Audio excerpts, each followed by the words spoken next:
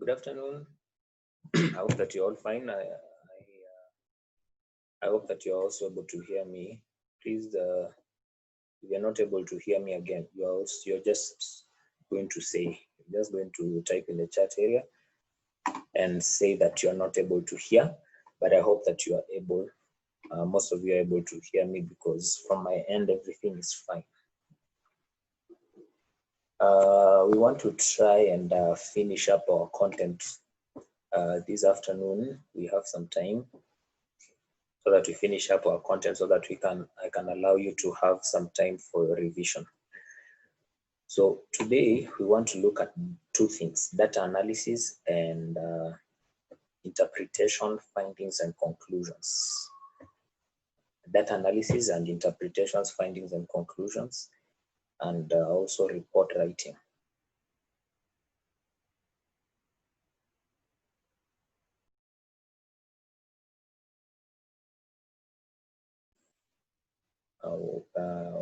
Content as we go through our learning today.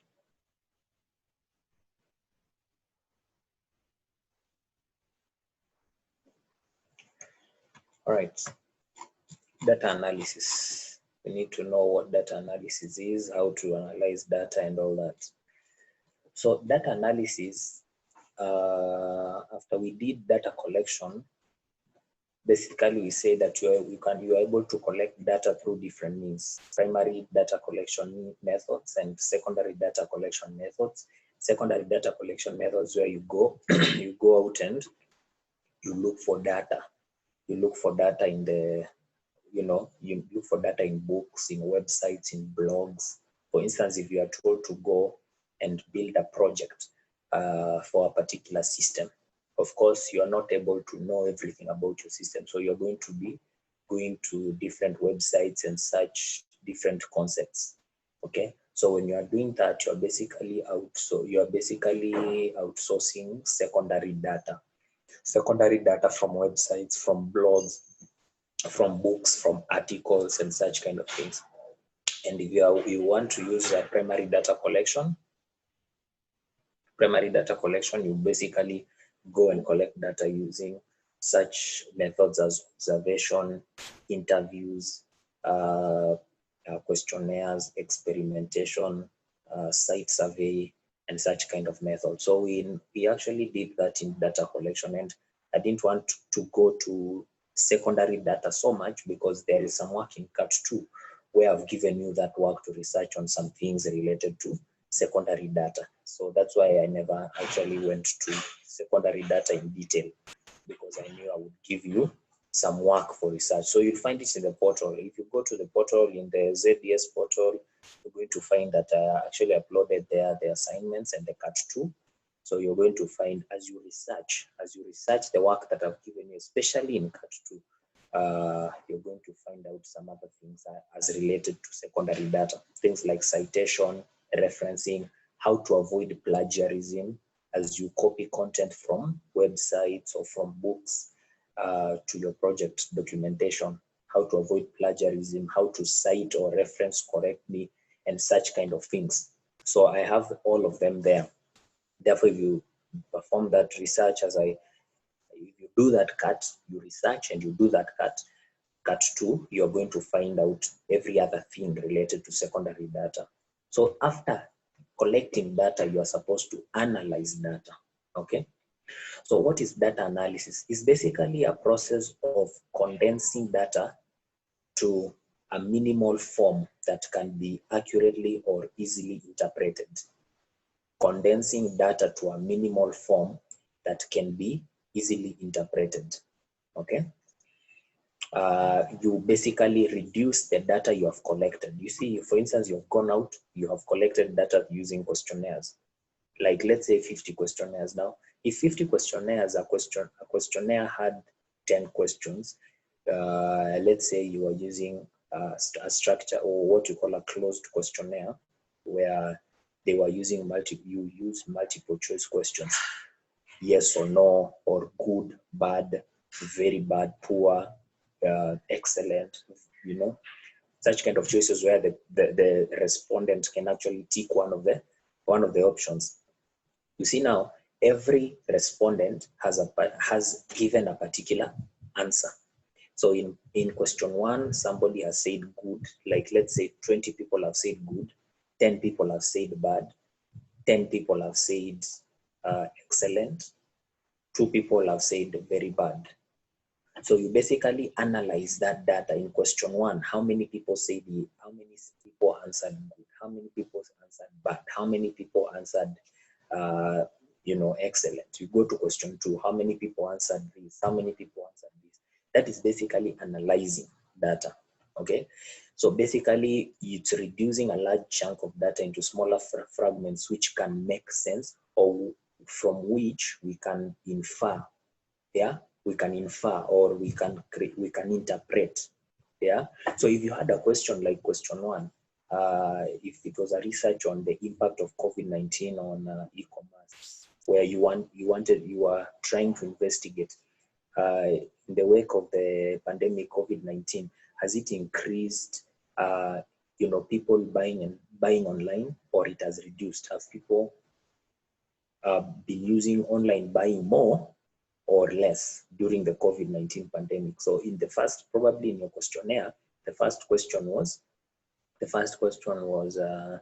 how many times in approximation have you used or have you bought an item from any online e-commerce site?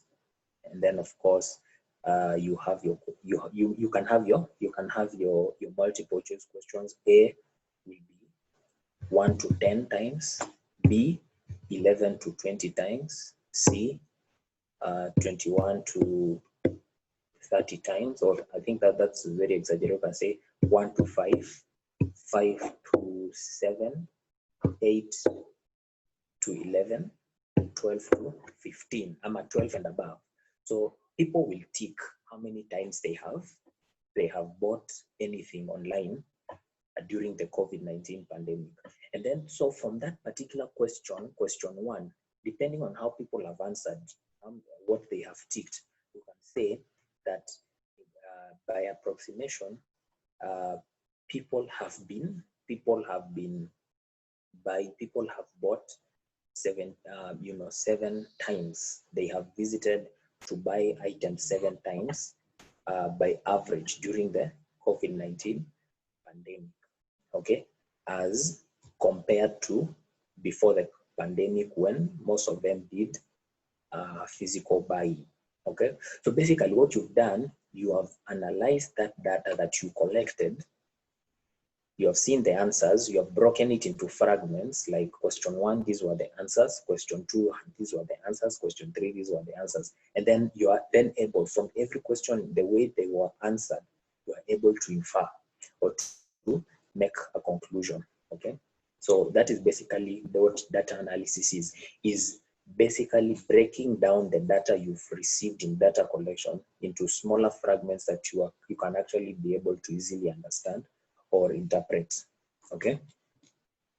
Now, why do we analyze data in research? Why do we analyze data in research? Okay, just a minute.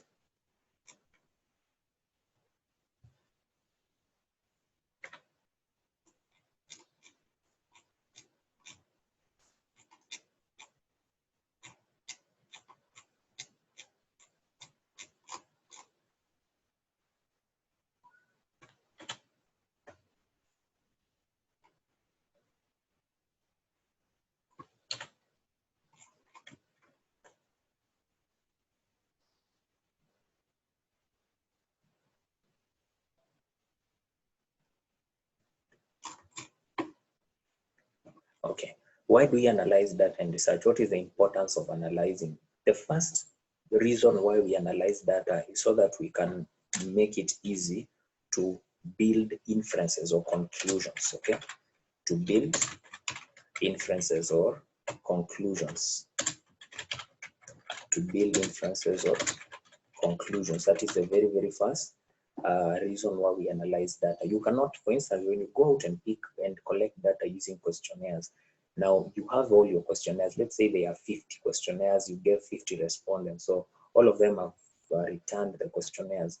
Now, it is not possible to make conclusions about your subject, whatever you are researching, just from the data they have, from the data they have provided, the answers they have provided. You have to analyze. For instance, you pick, if a questionnaire had 10 questions, you pick one question and see how, and compare how all the respondents answered in question one, so that now you can have data for question one, complete data for question one, okay? So that you can be able to say that in question one, generally, this is how people felt, okay?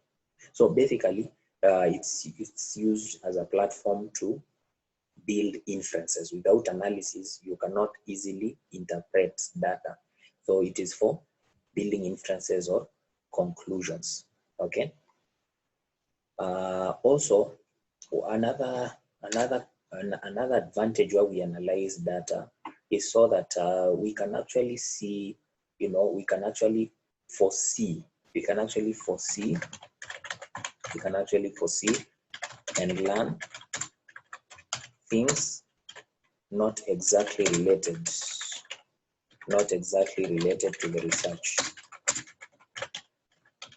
Okay, so through analysis, we are able to foresee and learn things not exactly related to the research. For instance, if you are researching on the impact of COVID-19 on e-buying or e-commerce, so you can actually, from the questions that you will ask, you can actually, when you're analyzing that data, you can actually get information about things that you probably did not ask about, especially if you are dealing with open-ended questions. If you are dealing with, open-ended questionnaires, okay? People can give you data that is not exactly related to the research, but is important, okay? So that is, but the major advantage of analyzing data is so that we can interpret, okay? We can build inferences or conclusions, okay? Now, when you are analyzing data, there are two kinds of data which you are going to interact with. Number one is what you call qualitative data and quantitative data. Now, quantitative data is data which can be numerically interpreted or numerically manipulated. For instance, you can say like 6 people answered yes, 7 people answered no, 10 people answered I'm not sure. That is basically quantitative data, okay? Data which you can actually interpret numerically. Or if you are dealing with things like, if you had questions and those questions, they were supposed to give you data in numerical form, like how many times have you how many times have you bought things online during the COVID-19 pandemic? And then of course you give them options like 1 to 5, 6 to 9, 10 to 11, 12 and above. Okay, so that data is what? That data is numeric in nature because they are providing information or responses that are numerical in nature. So that kind of data is called quantitative data. Now, quantitative data is very, very good in analyzing, and it's very easy in analyzing because when we are going to go to tools of data analysis, when we discuss things like use of pie charts, use of graphs, use of all those things, they normally come in handy when we are dealing with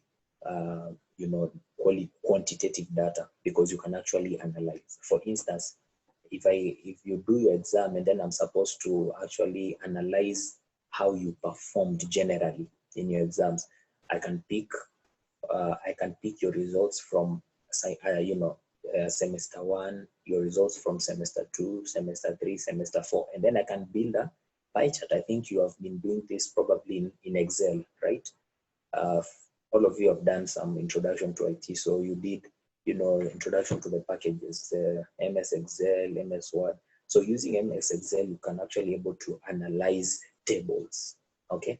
So you group data into tables and you analyze it. So all that knowledge that you got from that is basically what we call analysis of quantitative data, data that is in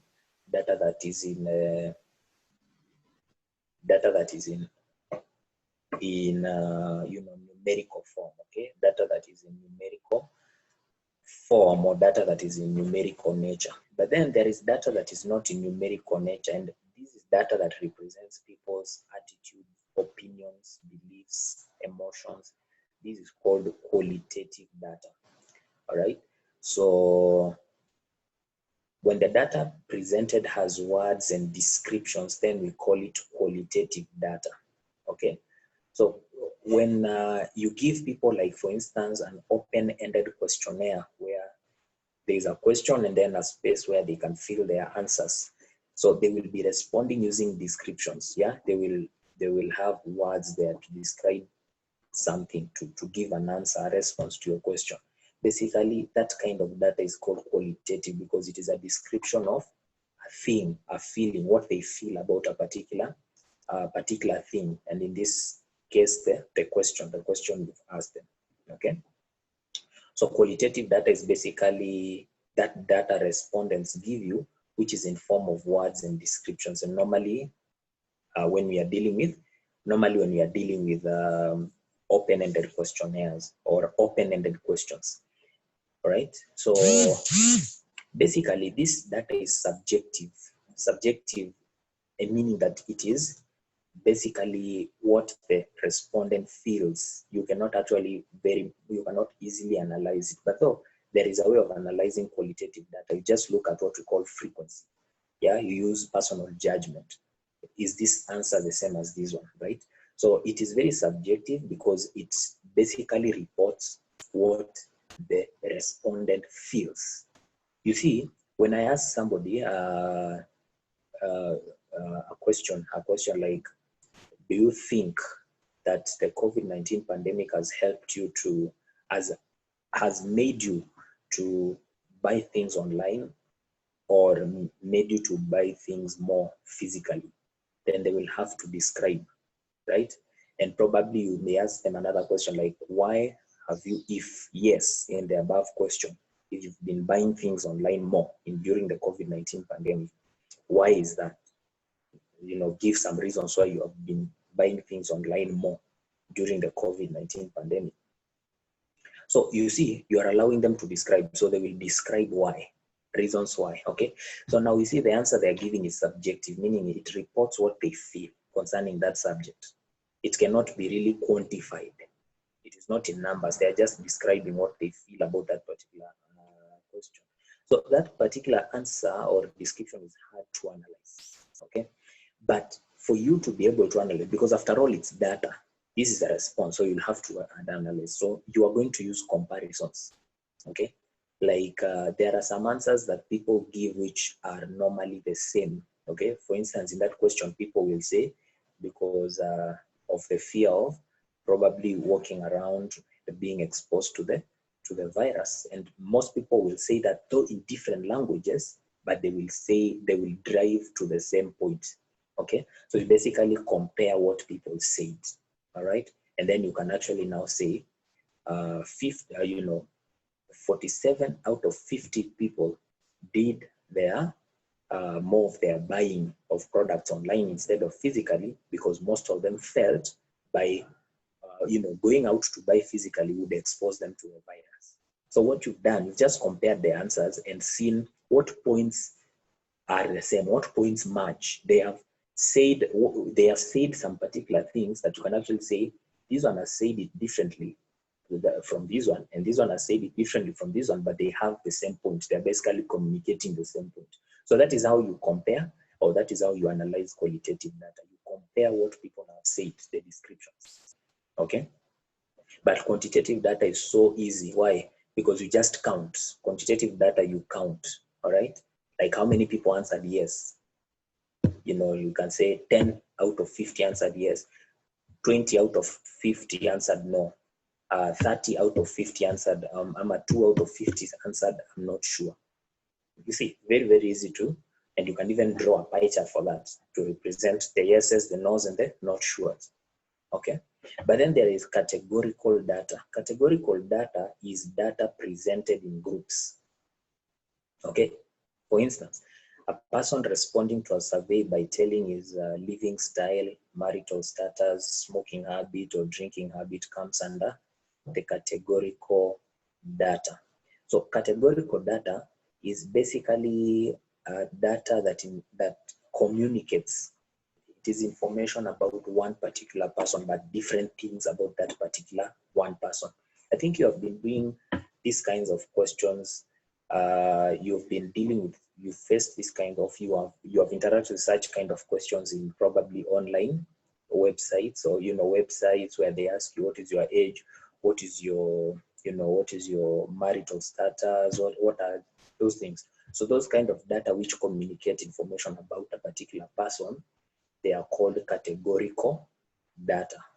Okay, yeah, information about one person. Okay, so as I've said, the quantitative data is easier to analyze because it is data in form of numbers. Quantitative data. So how many people answered yes, you pick that number. How many people answered no, you pick that number. How many people answered not sure, you pick that number. And then now you can create a pie chart or a bar graph to show the yeses, the no's, and the not sures, or a line chart, whichever you want to use. Okay, so Excel is a very good tool for analysis. There is also another tool for analysis called SPSS. Okay, you can also use that for analysis, but for you that will be doing a project, basically during your project at data analysis in your documentation, you basically use Excel. Excel is the best and it's simple. You just feed in your details in the cells, right? And then you just select the particular columns you want to analyze, and you just generate bar graphs and pie charts. In other words, what you did in Introduction to ICT at some level is what I'm actually teaching you here. Okay, that is what analysis is about. Okay, and in quantitative data, you will basically also do the same, but you'll first have to do what? You'll first have to read all those responses. So can you imagine you have 50 questionnaires, and all of them, the questions were open-ended. So you have 50, all of them had 10 questions. So you have 10 times 50. How many answers are you supposed to compare? 500. Can you see now it's a little bit harder because you have to read every response in every questionnaire for every question. For instance, if it is question 1, it had a question and somebody has, so in question 1, there are 50 responses you are supposed to read. Yeah, question 1 for respondent 1, question 1 for respondent 2. You just read all those and then you make an inference. All right, you say in question 1, these are the observations. Okay, so you say many people are fear of contracting the virus, fear of curfew hours, those kinds of things. So you have read each and you have deduced, you have kind of extracted little information that you can now represent in what? You can now represent in a pie chart. I mean in a table, in an Excel sheet. All right. The reason I'm not showing you a lot of Excel in the Excel is because I'm assuming that you already know that because you passed through that, right? How to generate an Excel sheet, an Excel graph, or an Excel pie chart. Okay, so in question 1, umesoma hizo answers zote zenye respondents wamepeana. So some of them have said they've been doing more of online buying because of, let's say, 40 of them say the fear of contracting the virus, and then 2 of them, like if they were 50, 5 of them said because they are adults with children at home, therefore they don't want to expose the kids. All right, and then those are 45, right? So 40 have said fear of contracting, 5 have said fear of exposing elderly people that they live with at home, or children that they live with at home, and 5 just said they have not been allowed. They have not been allowed in their community. They have not been allowed to be walking around by the county or something. So you see now, those are answers 50 people have given, but some of them match. So the matching, you just say fear of contracting, 2, fear of exposing the elderly and the young they are living with, 3, not being allowed by the county government. And then now you just create a table in Excel with those answers, okay, with those particular common answers. Are we together? And then now you can create a pie chart for just question 1, okay? Just that. And then you do the same for question 2. You create a pie chart or a bar graph for question 2. In other words, you are analyzing that data, okay? So that's why we are saying you have to find patterns. Can you see this subtopic here? You have to find patterns. You are looking for answers which match. And then because you cannot represent, you see, you want answers that you can actually put in a graph or put in a pie chart. So you have to compare what different people said. Okay, and then you can now extract little information from all that. Okay, you can extract information from that. Okay, so there are different methods used to analyze qualitative research. After now comparing the different answers, there are different methods or techniques, or what we call techniques or approaches to analyzing qualitative data, where people give you answers in description format. There is what we call content analysis, narrative analysis, discourse analysis, grounded theory. Okay. So what is content analysis? It's an approach to analyzing qualitative data.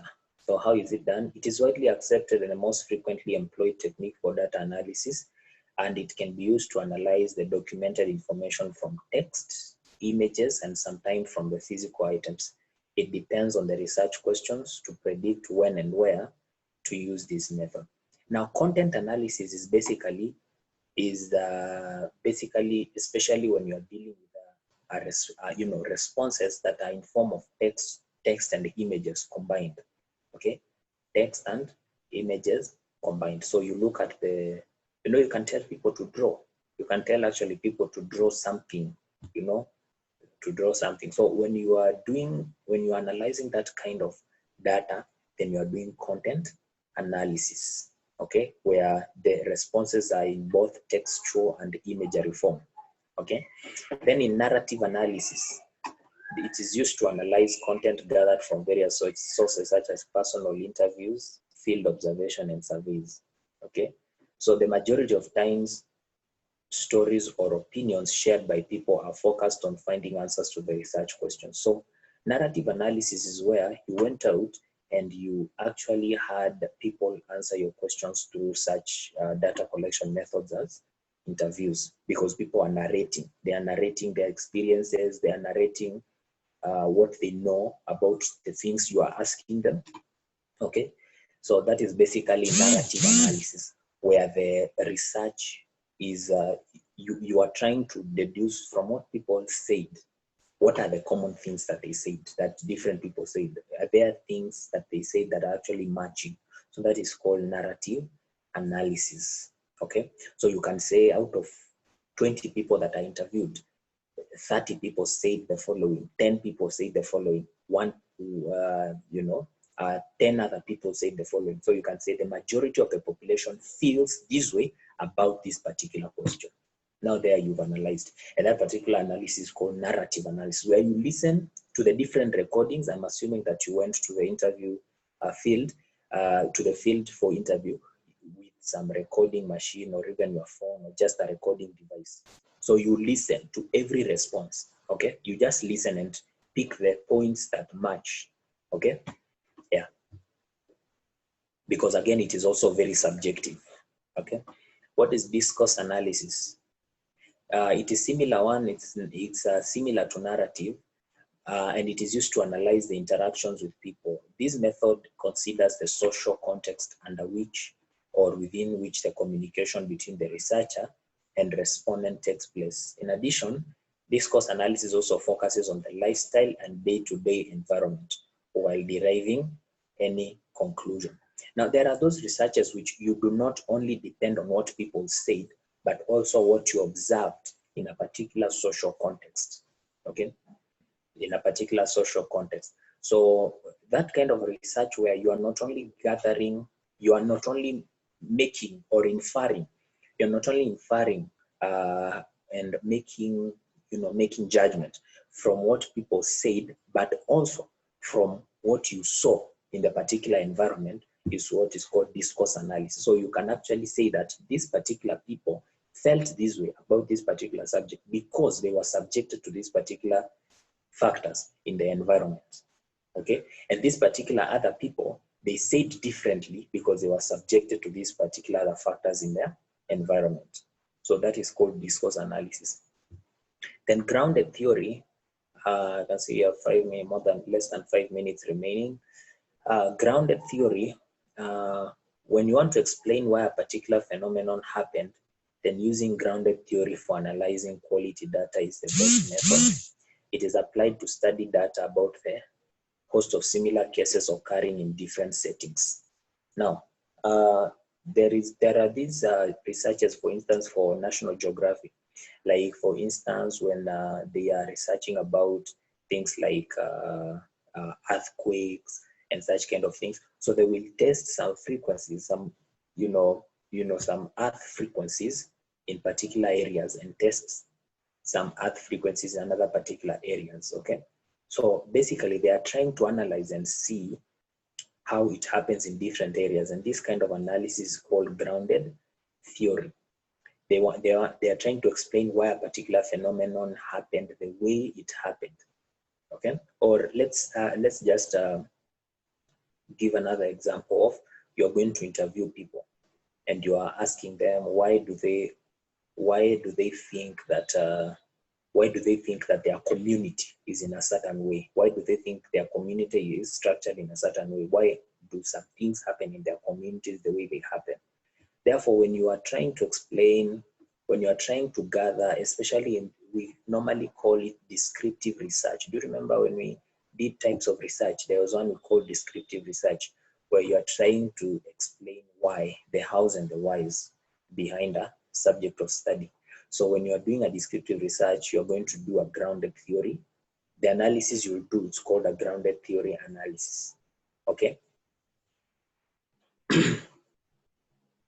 Now, let's look at data analysis for quantitative data, okay? So here we have looked at data analysis for qualitative data. How should you analyze quantitative data? There are some things that you need to do. So the first thing is to validate the data. So there are some stages, okay, to, there are some stages to basically analyze quantitative data. There's what we call data validation, what we call data editing, data coding, okay. So let's look at data validation. Data validation is basically checking if this data actually fits the parameters you need for analysis. And there are different things that you do. You test for fraud. Fraud is where you ensure that an actual human being records each response to the survey or the questionnaire. Otherwise, in other words, the questions that you have answered, they have actually been answered by people. Okay, and especially for instance, this normally happens when we are dealing with online researches. You'll normally have a human check where it normally asks you click if you're not a robot, or click to confirm you're not a robot, right? And then you click that. So basically the system is just trying to ensure that the answers that will be provided in the questionnaire are actually answers from an actual human being, okay? And then the other one is screening. Screening is making sure that each participant or respondent is selected or chosen in compliance with the research criteria, meaning that if we needed 50 people, we have 50 questionnaires that have been answered. If we needed 40 respondents from our 40 samples, we have 40 questionnaires that have been answered. That is screening, to ensure that it meets the criteria we had set before data collection, okay? Then procedure is basically ensuring that the ethical standards were maintained while collecting the data sample. And ethical standards are basically, these are, standards that involve how you relate with people, like things like confidentiality, things like security, things like were the respondents comfortable enough to answer the questions, or they answered under duress? Did you force them? Did you push them to answer? Were they comfortable answering? Ethical standards, were you able to maintain a good relationship with the respondents, yeah, during the time you are doing the research? Okay, because why? Some of those things may have affected the kind of responses they give. Okay, like for instance, the issue of confidentiality, right? If they don't feel like their answers are going to be respected and private, it's going to be put privately. Nobody's going to